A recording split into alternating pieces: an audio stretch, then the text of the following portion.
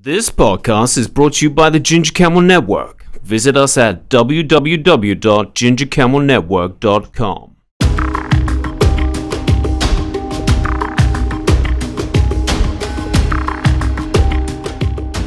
Good morning, good afternoon, good evening, whatever time you're watching, whatever time you're listening. Welcome to Your Onion Podcast Show. Today we have a very special guest. His name is Willy Kempel, and I will let him introduce himself to what he does.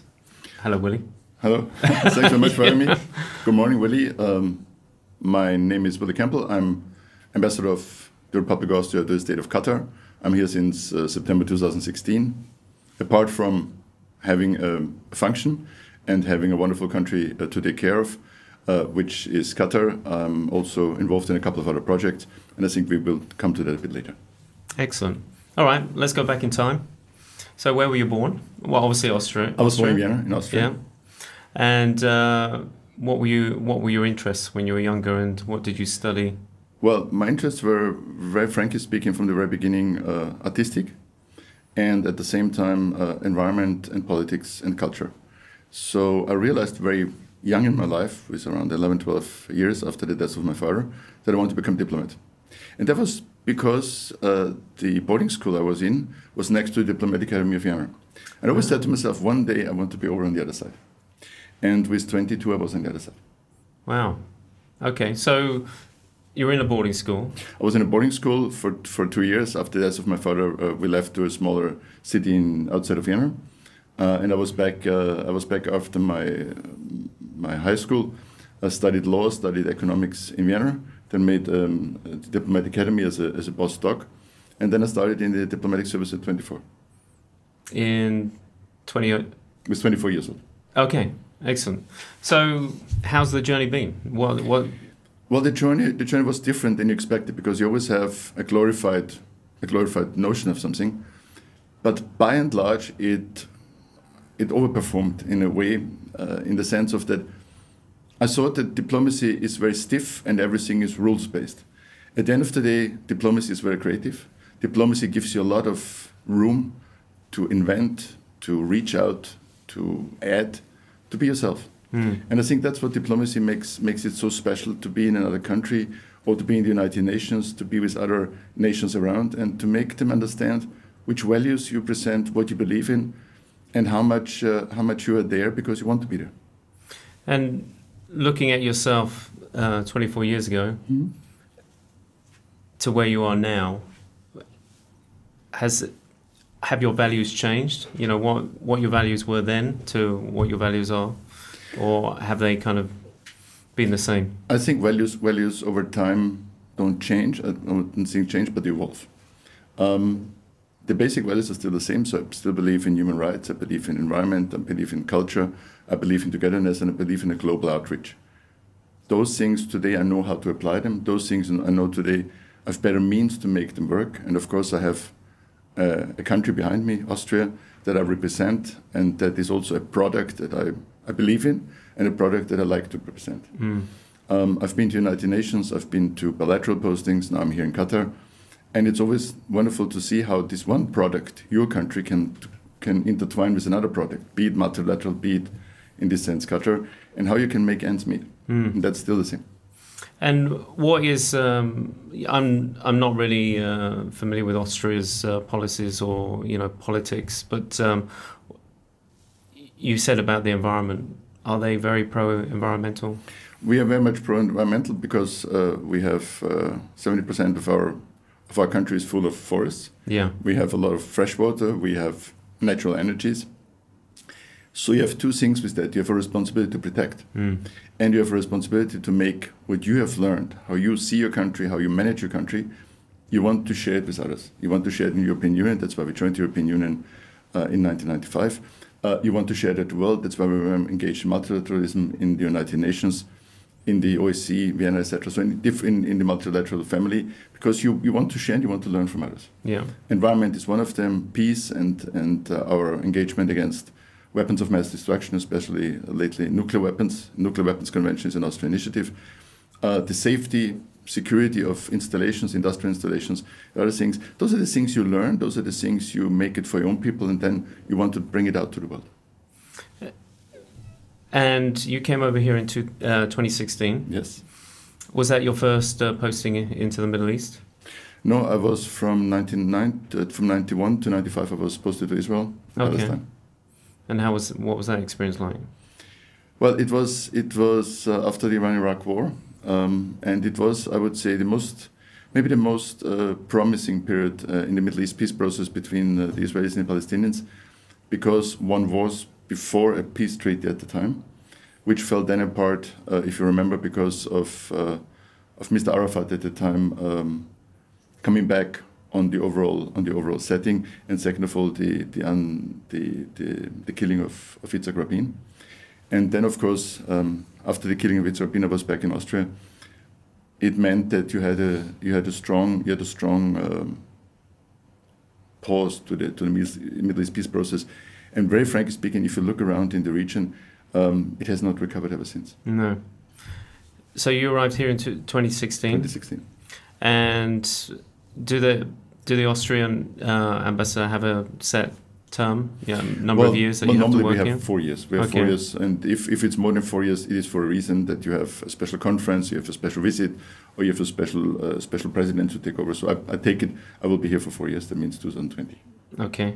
And is there anything that you will leave? Will there be a legacy, that you leave? Well, first of all, I'm the first resident ambassador. Our embassy is here since 2011, but when I arrived in 2016, we, together with the embassy team, we revamped the embassies. That means we have now local personnel. We have different bits and pieces added to the embassy, and we are co-located with our commercial council department from our Chamber of Commerce, which is very rewarding. Which you work hand in hand together, and I think that's one of the successes of our team here. Second of all, we had not had high-ranking visits for some time between Qatar and Austria. This is not so much because our relations are bad, and on the opposite, they're excellent. But once in a while, you take excellent relations and say there's nothing to do about it. And therefore, we had high-ranking visits back in 2011, 2012. And from the very beginning, we worked on this very, very ferociously to get something done. Then, of course, came the blockade. And the blockade, of course, was absorbing a lot of the political, organizational, supply chain management changes, forces of the Qatari government. Therefore, it was last year in September when His Excellency Sheikh Mohammed was coming to Austria, and this paved the way for His Highness Emir Tamim to be on the 4th and 5th of March in Vienna this year, 2019. And I think this changed. This changed a lot. Our bilateral relations are now above where they've, I think, been before. And on a daily basis, I work on bilateral. On a daily basis, I have a smile on my face. On a daily basis, I come home very tired. And I'm very happy about it. Yeah, no. What kind of businesses are here in Qatar from Austria? Austrian companies are mostly in the planning and in the implementation of the infrastructure. So if you want, the 170 kilometers of the metro, the whole metro, has been done by an Austrian company. The slab track, the Green Line is built by an Austrian company. Our Wacker Stadium, to be open on the 16th of May, is built under consortium leadership of an Austrian company. Civil protection equipment is from Austria here. The People's Mover at the airport is done by an Austrian company. The tram in the education city that soon will arrive to float around is done by an Austrian company. We have sewage, a big project, sewage. We are doing the electronic surveillance and electronic management of the airport is done by an Austrian company, etc., etc. Weather broadcasts, we have services, we have tourists, whatever. There's a lot coming. We have signed a couple of memorandum of understanding. We are working on a couple of other ministerial exchanges. We are looking into the hospitality, both in touristic ways as well as to build hospitals by Austrian companies here. One is here. The Al Ahli has been built by an Austrian company. So we are really engaged. And apart from, if you want, the company approaches, we have also Austrians that are in the mid of the Qatari society, be it as general manager of hotels, be it in the Supreme Committee, be it in Aspire, or be it in other places. Wow. I have 2 vice presidents of Qatar Airways who are Austrians, and I'm very happy. Oh, super. I'm very happy. Is there an Austrian business council? Yes, we have. Yes, you have as well? Yeah. And what's your membership? Well, our membership, we are a bit different organized because business council is done by our Chamber of Commerce. So We have a deliberate system, and therefore everyone who wants to join in is there. So we don't have a fixed number, but we have all the Austrians or Austrian companies, if they're Austrians or not, are all members of that. So we have if we meet, we have a good membership. Superb. I find it interesting. Like we had the Ecuadorian ambassador on the other day, and she's very artistic, and with you as well, you're very artistic. So how have you kept that going? Well, frankly speaking, it comes very simple from creativity. Creativity, I'm painter, I'm writer, I'm actor. Since I arrived here, I became chairman of the International Artist Doha with 45 artists. We are out in the community. We are out in hospitals. We are out at the airport. We had an installation. Do they find it weird that you're an ambassador and you're part of this? No, artistic? I wouldn't think so. I wouldn't think so, because look, whatever you do, wherever in which group you ever go, you're not taken because you're ambassador. You're taken because you're an artist and you have creativity. But apart from the creativity in your artistic work, you have to have organizational creativity. And this is, I think, the missing link that you see in diplomacy. Diplomacy is about organizational creativity. To have an idea for a conference, to have an idea for an initiative, to make other people aware what the real interests of your country are. Once in a while you go different ways. Once in a while you make things that are not in the script book, if there ever was a script book on diplomacy written in the first place. But remember, in diplomacy and in international relations, you have a lot of soft law. And soft law means you have to have people engaged, people enthusiastic about running a project. Later on, you come to a convention, later on, you come to states, parties, etc. But first, you have an idea. I'll give you a concrete example. The protection of the ozone layer. When the negotiation of the protection of the ozone layer were ever mentioned in the 70s, everybody said, how do you want to do something about the ozone layer? 10 years down the line, we had a convention. 10 years down the line, we had the London Protocol. And 10 years down the line, all the CFCs, so those sprays we had in the past, were gone. We did the same for hazardous waste exports. We did the same for climate change. We did the same for a lot of other protection, CO2 emissions. We do something about forests. We do something about freshwater. So all of those things, I think, is most important. You need the creativity, but also in our last exhibition, we just did that. We took science and technology, and we did our annual exhibition on science and technology, because we think that art should go into science and technology as a translator, and science and technology should use art to go out to the world. And we had the opening. The opening speech was done by Richard O'Kennedy, who's the vice president of Qatar Foundation for Science, Research and Technology. Mm-hmm. And that shows that how intimate the link is, and how intimate, of course, from politics to arts, from technology to painting, new materials, new things that come in the world are all there, both for the artistics and for technology and for the commercial things. This is the booklet. That's the booklet that we have now. We had it 4 weeks in the W Hotel in Doha, and it was a wonderful exhibition. Oh, is that the W Hotel? It was. Has been, because for Ramadan, of course, we. So will there be any other opportunity to actually see these pieces of work? We have it now. We have it now on the Facebook presentation. But we will work on other issues. We had 2 weeks an art installation at the Hamad International Airport together with Qatar Airways and with the Hamad. It was very good, and I'm very grateful for our partners to do this. We are working now. I was in the Aussicht school, which was very nice. We will try to work with the children there. We work with MEISA, which is a psychiatric center.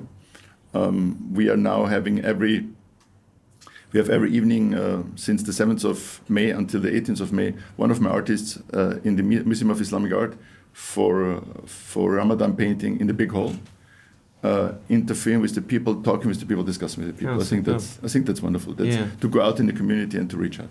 Yeah, but I think surely do we not appreciate art with technology? Because I always felt that like Apple were the kind of leaders when it came to make it look good, and then people are drawn to that product, where all the other PC manufacturers, it was plain and it was boring, where Apple went that extra mile to make it use colors, etc.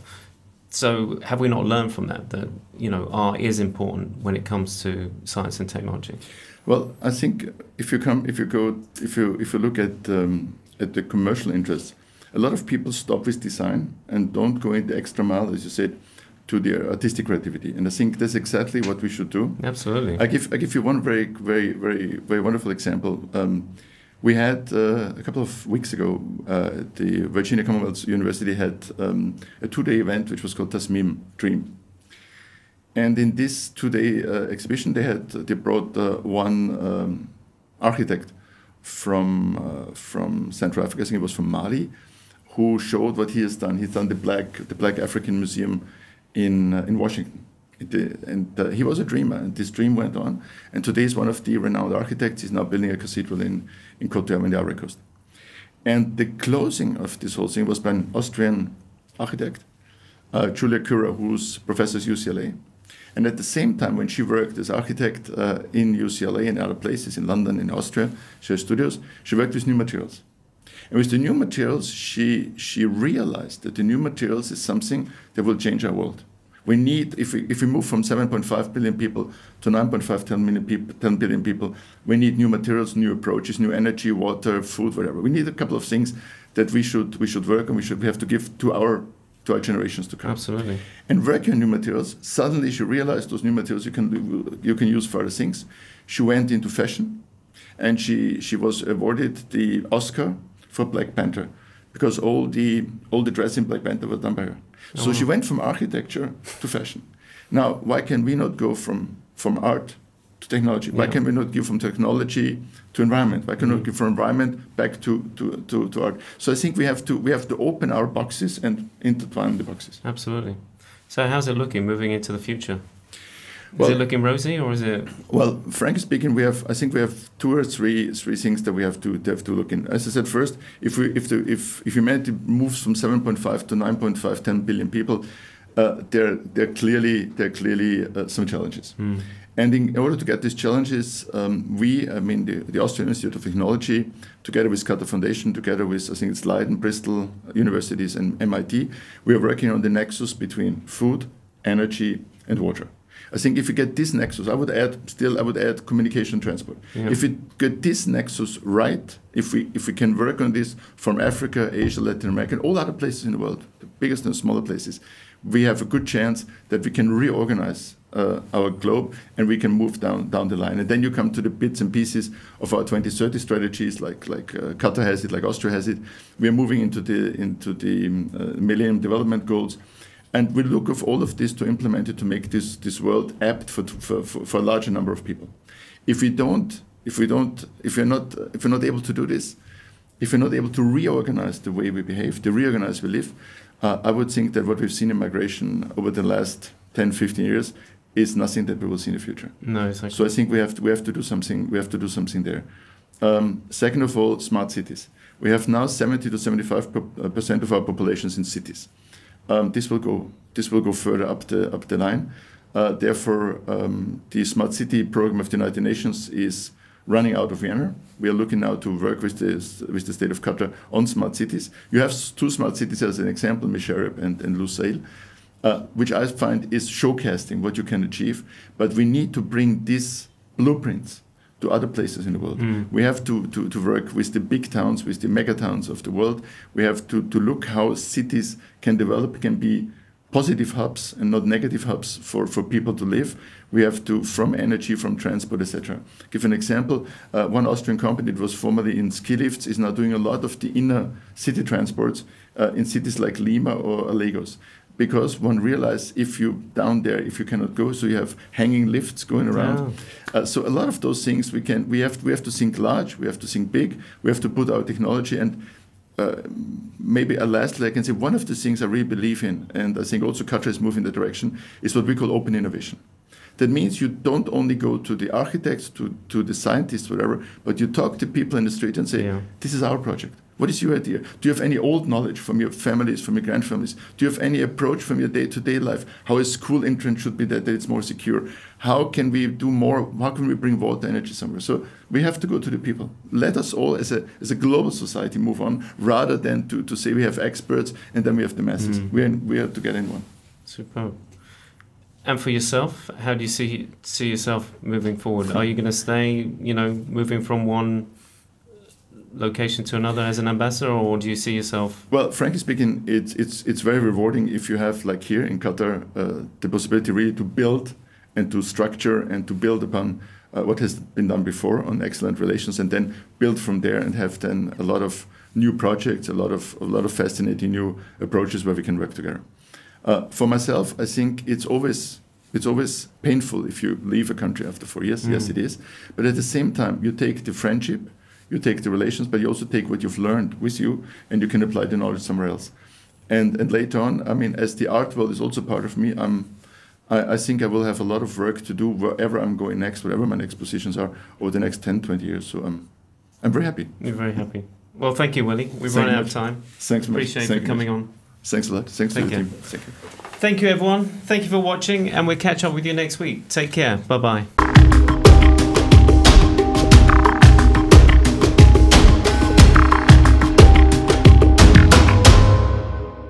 This podcast has been brought to you by the Ginger Camel Network. Visit us at www.gingercamelnetwork.com.